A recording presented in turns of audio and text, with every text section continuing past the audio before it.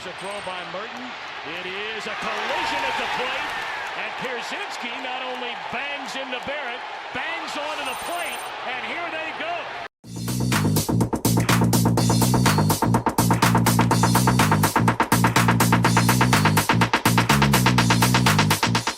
Hello again, everyone, and welcome to this week's episode of the Crosstown Baseball Podcast. He is Matt Cannon. I am Kevin Sullivan, and let's get right to it as we have plenty to talk about this week regarding the Cubs and the White Sox. This week, we will start with the Northsiders and the Cubs, who have been struggling a bit as of late, having lost 2 of 3 over the past week to both the A's, the No City A's, and the San Francisco Giants. I was actually at the game on Saturday. It was quite fun. It was a walk-off victory, which was pretty exhilarating, but that was only one of 2 on the week. Their offense is not looking good, except for PCA, who did win NL Player of the Week. Yeah, when you put those stats down, I knew he was improving, but I had no idea he had like that big of a week, especially because the Cubs couldn't really capitalize on his, resurgence, as much as I'm sure they wish. Yeah, no, absolutely. He hit 440 over the past week with 4 homers and 6 RBI. So it seems like PCA has figured something out. I don't know if it'll lead to more long-term success. Hopefully it does. But he got off to a pretty slow start through the first 2 months of this season after having a pretty solid 2025 campaign, but lightening up a bit at the end. Alex Bregman has seemingly forgotten how to hit a baseball. I took a look at his stats after we did our recording last week because I knew he hasn't been hitting. I didn't know how bad it had gotten. And it's really not. It's not just him around the league too. I was like looking at Manny Machado's stats and it's like another like his stat. He's hitting under 200. Yeah. So I don't know what's up with some of these veteran third basemen that have these big contracts, but like, get it together, boys. Yeah, seriously, the Cubs are paying Alex Bregman a lot of money, and this is his first year. I know you were expecting like some decent production, at least the first like couple of years of the contract, and then diminishing return as you get towards the end of it. But this is not great. Luckily, his defense is still pretty solid, but man, I'm growing more and more concerned about Alex Bregman because he is not hitting like he has in the past with the Red Sox and the Astros previously. So we'll see what happens there. One game over this past week, the Cubs lost 18-3 to the Giants. Yeah, like again, and the White Sox just had a really decent series against the Giants, who have been not good at all. Right. So, and listen, the beauty of baseball is like the best team in baseball will get swept by the worst team in baseball, but like you usually don't lose 18-3 against a pretty bad team.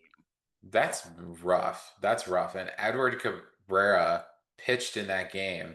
He went 3 2/3 and gave up 8 earned runs, and that was his first start off of the IL. So not a great return, but good to have him back regardless, because the Cubs just need bodies at this point. Matthew Boyd, I believe, will be returning this week. Thankfully, Matt Shaw has been sent out on a rehab assignment, so they're starting to get some guys back. But obviously, the injury bug has really taken its toll on the Cubs so far this season. So I have a question for you after and you brought it up last week, and I talked to a couple people this week, including like my father is a big Cubs fan, of course, and a couple other people more in the know. You are not alone in getting pretty fed up with Craig Counsell, it seems. Right. And my question is, how long of a leash does the highest paid manager in the history of the game have?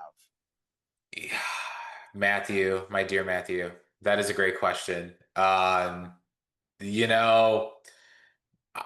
want to give him the benefit of the doubt, okay? But this is now what, his third season, right? This is his third season? Is it his third or is it only his second? I actually don't remember. I thought, let's see, David Ross, Is this only his second season? Because didn't Pat Murphy like wasn't it? Isn't this only his second season with the Oh Brewers? yeah, maybe you're right. Maybe this is only Council's second season. So like he has I a 5-year contract, I think. he does, and the Ricketts don't like to waste money. But I mean, like, yeah. at what point? You're right. Like, at what point are we like, okay, we're not seeing the return we expected? And the Cubs are good, but like they keep having these wild swings. He does make some questionable decisions at times. You do wonder if maybe being in a larger market is having a bit of an effect on him. Well, because Milwaukee is always good, but they can kind of skirt by, and they and as you and I have mentioned a million times, Milwaukee never has these high expectations, and yet then they always seem to come out on top. Whereas, Right. of course, this era of Cubs baseball does have high expectations. But yeah, my question is, as someone who's not been like watching the games in depth, like how is Council's management style? Like, is he directly responsible for a lot of these losses? Does he leave starters in too much? Does he make questionable bullpen moves? Or is it really just he's playing the players he should and they're not performing? Okay, I will say this. He has a very quick hook on the starting pitcher. And Okay. I understand it's a different era of baseball, right? The starters just don't go as long as they used to. But like on Saturday when I was at the game, Ben Brown was cruising. Okay, and Ben Brown was not good last year, but he worked on something this offseason. He's been really good for the Cubs this year. He's been a reliever, he's been a starter. He is cruising. It's like the sixth inning, and they take him out. What happens? The very first batter after they take him out, the Giants tie the game I on a mean, home and run. it's like, and I'm sure you at the game and everyone else there and everyone else watching, you can kind of sense that happen. Because I don't know how many times Yeah. I've been watching a game and you're like, why is he being taken out? And I understand it's like you don't want some of these guys to face a lineup, three times and stuff like that. But like, boy, it seems to not work out a lot. And like the thing that concerns me is I think Craig Counsell is a big analytics guy, and analytics are important. I'm not saying they're not. I'm not going to bash them completely, but like I think you have to have instincts too. It's a little bit of both, right? You take the numbers or the data into account, but you also have to feel what's going on in the game. Like when Ben Brown was cruising on Saturday. Like, there was no reason to take him out, in my opinion. I just didn't see it. I don't think his pitch count was like that high. I never really saw it. I think he could have gone one or two more batters still. He was looking good. And it just concerns me that maybe he's relying on the data just a little bit too much at times. Well, I mean, I'm thinking back to, um, famous playoff blunders by other managers. I think of 2020 World Series, Kevin Cash taking Blake Snell out. Right. I'm thinking of, A uh, manager can overthink themselves for sure. yeah, I forget what year it is, but whoever the Orioles manager at the time, not using Zach Britton, in the Yeah. game because he was saving him to be the closer, Was and that stuff like show that. was that I Showalter? think it was Buck Showalter. Yeah. Yeah. So like, yeah, I mean, you're right. Sometimes like you don't want to overthink it too much, but yeah. So that, yeah, I guess that answers my question of like is how much is Council's managing affecting the game right now, or is it just these guys should be playing better? He's kind of doing everything he should be doing, and they're just not playing as good as they should. I think it's a little bit of both too. Like Dansby Swanson cannot hit anything. He plays amazing defense, Gold Glove caliber defense, but he can't hit anything right now. He is a black hole in that Another lineup. big Bregman contract. isn't hitting. Yeah, like your guys who are getting paid the most money on the left side of your infield, both are not hitting at all. And it's like, yeah, you can blame Council a little bit, but you can only blame him so much. No, but that's Jed Hoyer giving out the big contracts, and of course Council has to play them because they're right. the highest paid players on the team. I think you have to give him at least until the end of the season. Oh yeah, I don't see them, especially the Ricketts being the Ricketts. I don't, unless the bottom completely falls out. Right. We're Unless talking they just 2024 become White terrible. Sox level. You Yeah. know, I agree with you that I don't think he would get fired midseason. Right. I agree. I agree. I don't see it happening right now. In this, taking a look at the standings, which we'll start taking a look at more and more now that we're getting to June and We're beyond. in June. The Cubs are currently tied with the Pirates for third in the National League Central, and in the wild card spot, they're a half game back of the last NL wild card spot as of this recording. So the Cubs have some work to do. I mean, they have now put themselves in a tough spot after having put themselves in a very good spot with two 10-game winning streaks, now a 10-game losing streak, and just overall scuffling. Yeah, Looking ahead to this week, they go to Colorado and then to San Francisco.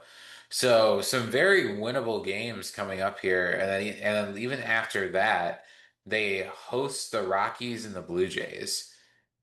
So so like, yeah, so I mean the Rockies should, in theory, be very winnable games. Blue Jays will be a yeah, little tougher, and maybe the Giant. You know, who knows what the Giants are going to be because they just struggled against them. the Cubs have a pretty, I would say, a fairly easy schedule here in June. Just taking a look at it right here, they need to win some more games. This is where they need to remake up some of that ground that they have now lost. Yeah. So we'll see what happens. It's been frustrating times on the north side for sure. After looking really good for a little while, now things are not looking so great, and now they have some work to do. And I think they got to catch the Brewers. I think the Brewers are in first as of right Wow, now. what a shock. Yeah, real shocker. Of course, it's always the Brewers. But that'll do it for our recap of the Cubs this week. So I will turn it over to you, Matthew, to take a look at the White Sox. Well, I have a very similar update as yours, pretty much, because we also lost both of our series, 2 out of 3 games, and are also like we're clinging on to a wild card uh, lead, but we're slipping a little bit. This is that really tough stretch that even beginning of the season when nobody thought the Sox would be competitive. I mean, we all thought like, okay, well, if they hit June, and it's going to be a really tough few series in June, and I was kind of hoping that these last 2 series would be more winnable than they were because of what's coming up. So we lost 2 out of 3 to the Twins, and we lost 2 out of 3 to the Phillies. Now, the Twins have been terrible, and I was really wanting to win these games. Luckily, the offense has been really, really good. Jacob Gonzalez hit his first MLB home run. It was like 430 feet too. And the offense overall has been really great. Antonacci has been great. He had a 4-for-4 game, and he reached base like 6 times. And they're scoring like 5+ runs pretty much every game. And then it's just been the pitching lately that's been really disappointing. Anthony Kay, who's been excellent, had a really rough outing against the Phillies. Davis Martin honestly did not, like, he had his worst outing of the season. It still wasn't a horrible outing, but I think this was the first Davis Martin start the Sox lost in quite a long time. And yeah, they need more consistent pitching right now. Noah Schultz hopefully will get healthy. He's still on the IL. There's talk of Hagen Smith maybe being a potential call up soon because he's gotten a little bit better in AAA. So there are some reinforcements to be had, but we will see. Tyler Gilbert is back. Chris Murphy was optioned to Charlotte. Gilbert's kind of been shuffled back and forth with injuries and everything, but it's good to have a fresh arm in the bullpen. So yeah, kind of a very similar update that of the Cubs. So not great week, could have been worse, but as you were saying about the only big difference is the Cubs schedule, as you said, was kind of on the easy side on paper. The Sox have the opposite problem because starting this week, as of this recording, starting tomorrow, we will host the Braves, and then over the weekend we will be hosting the Dodgers for a nice 1959 World Series reunion. And again, baseball's amazing. They could have struggled against the Twins and Phillies, and they could do great against the Braves and Dodgers, but who knows? I do, I honestly, whenever the Dodgers come into town, it's always nice. I told this story before, but I truly became a White Sox fan during a 2005 home game against the Dodgers, which was their 1959 throwback game, and it ended on like a AJ Pierzynski 3-run walk-off home run. So there's always some good memories when the Dodgers come to town. Also, my dad grew up in LA, so he always he wears his like Vince Scully T-shirt to these games. It's always fun. But right now, 2 games back of the Guardians for first place, which again, after a bad week, could have been a lot worse, honestly. Luckily, the Guardians, who were on quite a good trajectory, they also like had kind of an okay week. And then we are a 2-game lead for the second AL wildcard spot. That's crazy. That's insane. And again, the White Sox would be in the playoffs and the Cubs would not be as of this recording. And again, a lot of it has to do with the AL not being that good overall. Right. And I'm going to keep saying that every single week because it's important to remember. It's not the Sox being this incredible team. They're playing above expectations for sure, and they're very fun. But it's the AL being horrible is doing a lot of the legwork here. Yes, I would agree with that. So I don't want anyone to forget that. And so right now, Jacob Gonzalez is filling in for Mooney pretty well right now. Vargas is continuing to hit. Antonacci's continuing to hit. Randall Grichuk, of all people, is like kind of on fire right now. I thank you, New York Yankees, for DFAing him a few weeks back. So they're finding ways to be competitive. They just need to solidify their pitching a little bit more in the next few weeks. But we'll see. I'll be watching these Braves and Dodgers games with,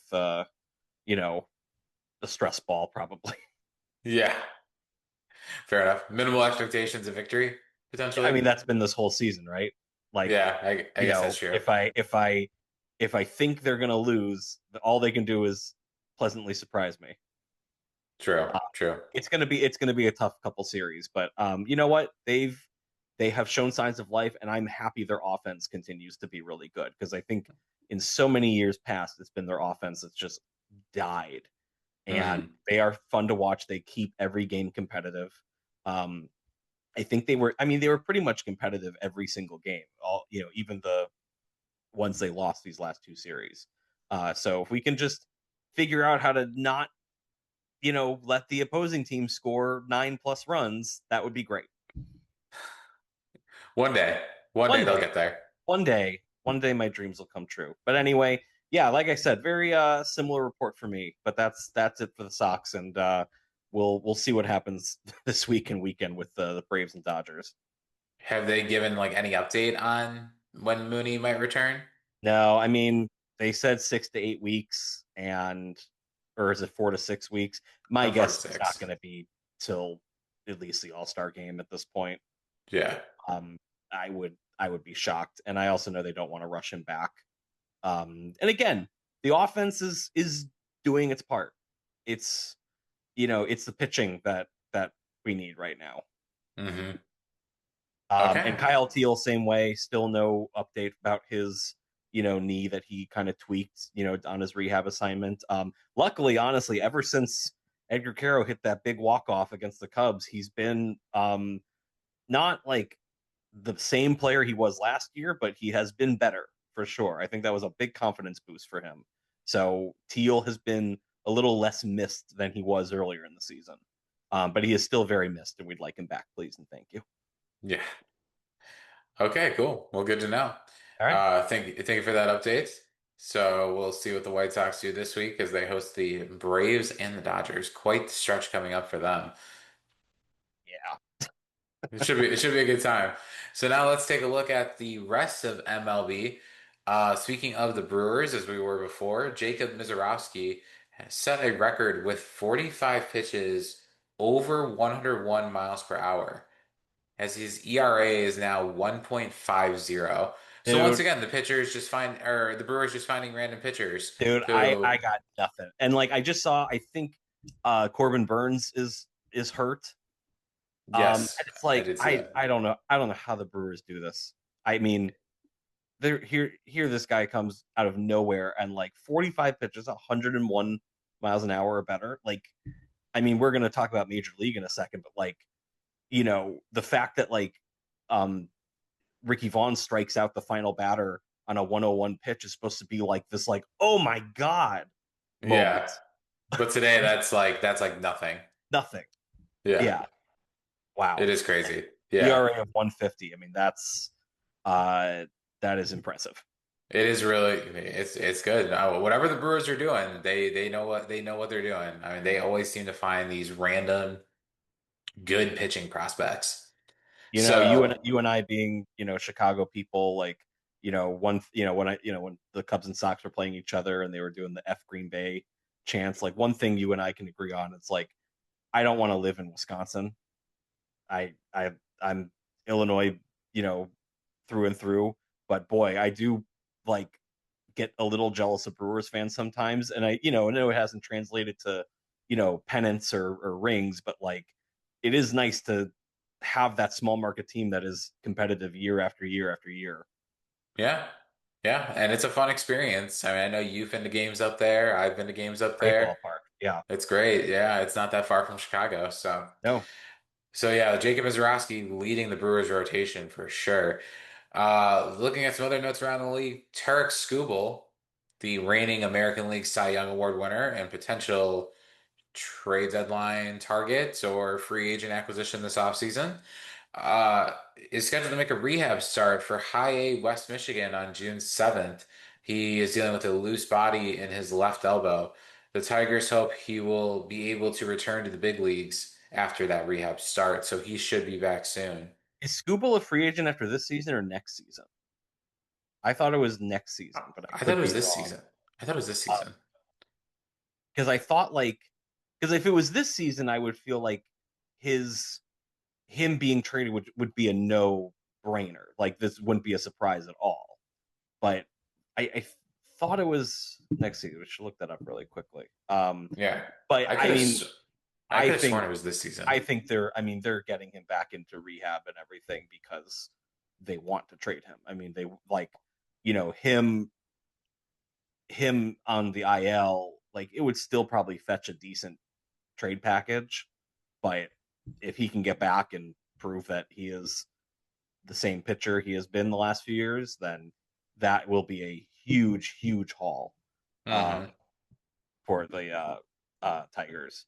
So I'm looking at his contract here. It's possible there's like an option or something. Um, he's playing on a one. Yeah, he's playing on a 1 year, $32 million contract, the Yeah, highest so arbitration. arbitration. Yeah. Um, Yeah, so he's a free agent after this season. so it says unrestricted free agent in 2027. Yeah, I guess you're right. I didn't know if he had one more year of arbitration left or anything, but I didn't think so. I think they said that was like his last one. I think okay. he pulled the who was it? Ricky Henderson who brought his MVP. Was it Ricky Henderson who brought his MVP awards to Yeah, it was arbitration? something like that. Or someone brought like their Cy Young awards and just plopped them down on the table.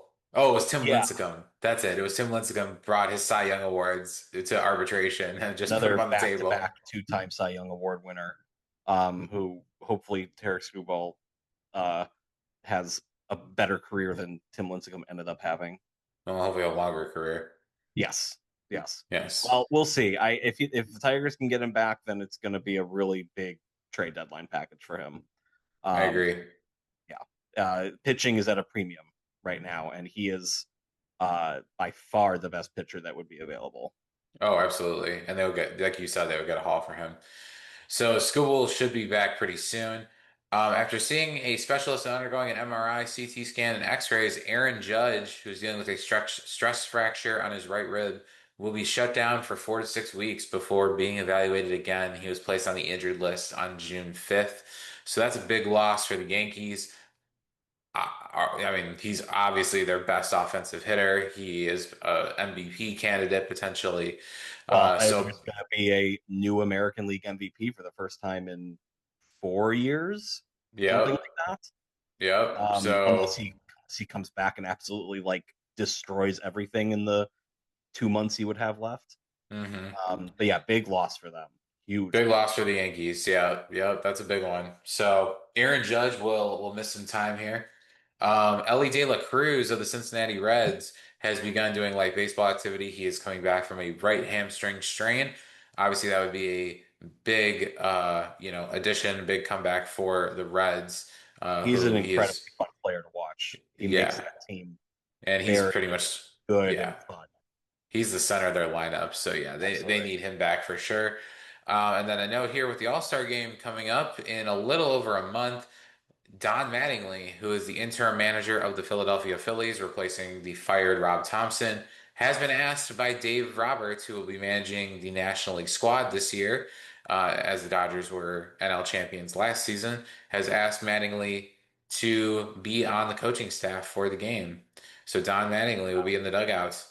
So not bad for someone who didn't want to manage again, Yeah. was doing it as a favor. I asked, shout out to my good friend Al Katzmirani, who's a big Phillies fan, and I asked him, what he thought, how Don was doing, and obviously the record shows that he's doing really well. And he said that Phillies fans have become enamored with Don Mattingly, that they love him, Yeah. and it's not just because of the record. It's just everything he does and how he holds himself and how he conducts himself and everything. It I know when he got the job, it was said that this is strictly going to be an interim thing. It would not surprise me if Dave Dombrowski really tries to get him to be their manager for the next couple of years. hmm And hopefully he then chops off those sideburns. Yeah, he gotta chop off those sideburns, Mattingly. Yeah. Sorry, People I who can't don't know The resist it. Simpsons will have no Yeah. idea what that means, but Yeah, that's okay. That's that's okay. If you okay. know The Simpsons, you know exactly what we're talking about. If you don't, you should look it up. It's a great episode, and we'll talk Yes. about it at some point. Yeah. So that's it for our notes around MLB. So let's move on to excuse me, our baseball at the movies segment. This week we have an all-time classic, in my opinion, one of the funniest movies ever made. Not even just baseball, just in general. And that movie is Major League, the first one, which was released in 1989. It stars Tom Berenger as Jake Taylor, Charlie Sheen as Rick Vaughn, who he also appears in Eight Men Out, Corbin Burnson as Roger Dorn, and Wesley Snipes as Willie Mays Hayes. Little synopsis of the movie. The new owner of the Cleveland Indians, former showgirl Rachel Phelps, played by Margaret Whitten, has a sweetheart deal to move the team to Miami, which at this time did not have a team like they currently do now. But to break the lease with the city of Cleveland, ticket sales have to plummet. So Phelps hires the most incompetent players available, including near blind pitcher Rick Vaughn, who's played by Charlie Sheen, and injury prone catcher Jake Taylor, who's played by Tom Berenger. But her villainous tactics accidentally foster a can do team spirit, turning the Indians into potential winners. I know you and I have both seen this movie many, many, many times. Yes. Um, I love Major League. I will watch it. This is one that I'll watch any chance I get because it's just so funny and You it's know, aged so well. well, I was going to say, not only is it aged well just because of the humor and everything, it's aged really well because this is the first time I have watched it since the A's have moved to Sacramento. Mhm. And John Fisher has a lot of Rachel Phelps in him. Yes. Yes, he Um, does. and unfortunately, the A's did end up moving because in real life, the villains win. And that's what struck me most about this rewatch, because like you said, I've seen this a million times, but it had been a couple years, and I was like, oh man, that like this is a real evil plot now. Like it's that's exactly what John Fisher wanted to do and what he did with the A's. Yep. He just followed this movie. Yeah. And I remember some other people making connections to that while it was happening. And now and I really saw it. But yeah, what a fun, hysterical movie. And it's filled with 80s humor, some dated, some not, but it is like such a lovable group of characters that you just root for. And it's great. It is really, really great. I love the pacing of this movie. I love, and I mean, even some of the people that we didn't mention that are in the cast, like, the manager Lou Brown is phenomenal. I forget the actor's name.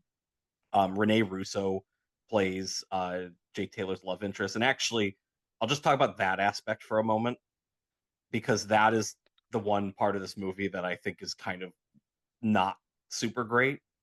Okay. Number one, the whole scene where he's following her to her apartment, it ends in a really good scene, because then he crashes the party with her then fiance, which, by the way, I always get a kick out of, and I looked this up because they're all treating Jake Taylor like he's beneath them. Like the one was like, oh, I didn't realize we still had a team in Cleveland. And like, how much money do you make, Jake? I make the league minimum. Okay, the league minimum in 1989 was still $68,000, which was a decent amount of money. Like, it's especially still a decent amount of money. Yeah. And yet they all act like he's like this bum. It's very funny. Right. And then she shows up at the game, and like pretty much because he won, she like says she's leaving her fiance, and then they get back together. That's just like a funny, stupid 80s subplot. Everything else about this movie, when it has to come with baseball, is pretty much perfect. They cast it really well. Wesley Snipes is just so funny, and we'll talk about the second one at some point, but like one major reason the second one does not work quite as well as this one is no Wesley Snipes. Yeah. He is a big presence that is missed in that movie. And I don't remember the actor who took over for him, but like Omar Epps. Yeah, like no fault of his own, but like he is not Wesley Snipes. Apparently Wesley Snipes could not throw a baseball worth a damn. That's why you never see him throwing one in this movie. Sense. Yeah. That makes sense. Charlie Sheen throws really well. I think I remember reading a list of like a poll from like former major leaguers of like who the best like on-screen baseball players are, and Charlie Sheen was like pretty high on the list. Yeah. Well, he played growing up, and like he wanted to go pro, I think, at one point, and I think he blew his arm out or something. Yeah, you could tell he has like really good mechanics. I love Corbin Burnson as Roger Dorn. He's such like a despicable character, but like kind of lovable. The moment of the movie where like when they win, the division at the end, and he just punches Rick Vaughn for sleeping with his wife, like, and then like gives him a hug. It just makes me laugh every single time. Yeah. I remember watching that as a kid and being so confused why he punched him there. Yeah, and just like not getting it. Yeah, because like that he sleeps with Dorn's wife, but like also he didn't know. So like, but it's fine. It is what it is. It's just to create a little more tension in the third act. I do love that, like, the big climax of this movie is just them winning the division. We actually discover in the second movie that they lose in the playoffs to the White Sox. Then the White Sox are the villains of the second movie. And I guess, I don't know, you and I being Chicago sports fans, Cubs and Sox, like, to us, like, the Cleveland drought, especially in the 80s, didn't feel that, like, it didn't feel that long. Well, no, because both of the Chicago ones still existed, and Boston still had a drought. Now I know, David S. Ward, who wrote and directed this movie, he's a big Cleveland guy, so like this is a very personal movie to him. But like, yeah, to me, it's like the joke of like how it's been so long since Cleveland won was like, okay, that's not that long now, because now the White Sox, the Red Sox, and the Cubs have all won World Series since this movie's been released, and Cleveland has not. Okay, now it actually makes a little more sense. So actually, that's aged very well. Yes, it really has. And this was the one that they filmed in Milwaukee, right? Yeah, and that's At why. County. Oh, we didn't even talk about Bob Uecker. Oh yeah, great Uh, cameo. I think it's more than a cameo. I think I mean, it's he's basically playing a hyperbolized version of himself. right. Yeah. And I don't know the backstory. Like, I don't know if it's because they filmed in Milwaukee that they got him, or if they was always going to be him. But like, I think it was partially that, but I think it was also because he has acting experience. He was yeah, Mr. Belvedere. yeah, So I think that was part of it too. Like, oh, well, we're going to be in Milwaukee. Like, let's just get Bob Uecker to do it. yeah. Every single scene he's in is just gold. It's Yeah. just, I mean, just like he's getting more and more drunk, and just like, he says like, we got one hit. That's it. We got one goddamn hit. You can't say that on the air. Don't worry, no one's listening anyway. Like, that's so good. And then it like feels so good that he gets really excited when they're getting good and they win. Like, it's a great arc Yeah. of character. And so yeah, and of course, like the line, just a bit outside, and he's just got a million classic lines in this. It's So like a good way to reflect how people view the team throughout the time period of the movie, yes, basically. yes. Yeah. The second one does that in a different way that I don't think is as good, even though he's in the second one too. But yeah, he is like the glue holding this movie together, because it's as we're going through a million different plot lines, and them being bad, then good, that it's always him kind of, yeah, letting, as you said, letting the audience know, like, how the team is doing, and like what the Cleveland faithful are thinking at that moment. So yeah, it's an awesome movie. It's hysterical. I'm so happy to have watched it again, with all of its 80s humor and all. Yeah, the only, like, for me, my ranking, like, I like the the Rene Russo subplot is like so cringe that it just causes like a little bit of a ranking. So it's like, for me, it's like a 4.7 Italian beef out of 5. Like, Okay. it's because, again, I reserve my 5 out of 5s for the Field of Dreams and like those like kind of perfect movies. This one is by far the best baseball comedy ever made, Oh and yeah. like you said, one of the best comedies out there in Yeah. general. But it loses just a couple points because, like, I just can't stand that subplot. That's fair. That's fair. I'm gonna go 4.6 Italian beefs. A little bit lower. I would kind of say for the same reason. It is just kind of corny and like 80s, very like hokey, just not super necessary to the overall plot of the movie, but I'm sure they put that in there to probably appeal to a bit of a wider audience than just people who would want to watch like a sports movie. But regardless, still an amazing movie. Has aged very well. I'll still watch it like anytime I can, and I feel like it just holds up This so was actually well. this was the first time in quite a while that I watched it not on TV, because it's always on Yeah. TV, and it's like, I know it's kind of like a dirty movie, like, you kind of forget how dirty it is until you watch like the unedited version, and that's definitely the way you should be watching it. Like, if your Oh only yeah. experience with Major League is like watching the edited for TV version, go out and buy the Blu-ray, go stream it somewhere, and watch it as it's fully written. Yes, absolutely. And it does have a real world connection. Real life relief pitcher Mitch Williams, who was with the Chicago Cubs at the time of the film's release, was inspired to model himself after Rick Vaughn. He began to wear the number 99 and had Wild Thing played when entering games, shortly earning the nickname Wild Thing. In addition, the modern day tradition of relief pitchers, mainly closers, having their own intro songs was largely inspired by this film. That makes So, perfect sense. Also, like, Rick Vaughn is both like a starter and a reliever in this movie. It's like he kind of starts as a reliever, and then he's definitely starting a few games, and then he like goes back to it's not 100% clear, but it's fine. It's a movie. He's an opener. He's an opener. Yeah, right.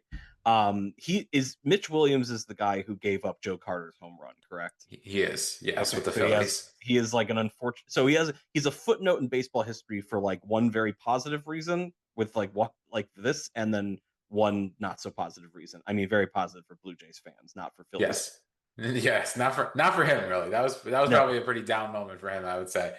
So, but yes, Major League, great movie. I believe our next one we'll just do Major League 2 on our next episode. We're on a roll. We should say at this point that I know, I am going to be out of town for a couple weeks, so we will see when the next episode is going to air. But Kevin will, of course, be updating all our social media feeds and everything, and keeping all you lovely people up to date with Cubs and Sox weekly info. Yes, exactly. We will figure that out. Matthew will be traveling, so we will post when we decide a date for the next episode when we have a chance to record Which, again. of course, I'm going to be in the air is when some big trade is going to happen or some big injury or whatever, and I will get a reaction video to Kevin.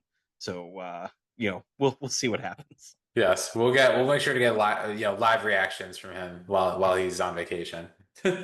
Absolutely. So that will do it for this week's episode. We greatly appreciate everybody tuning in. If you haven't already, make sure to give us a follow, like, subscribe on YouTube and Spotify. Make sure to give us a follow on the socials, Facebook and Instagram at Crosstown Baseball Podcast. Again, as we mentioned, we will be off for about a week or so. We will post when we have a date scheduled for our next episode. But until then, thank you so much for tuning in. Again, we greatly appreciate it. And as always, go Cubs. Go Sox.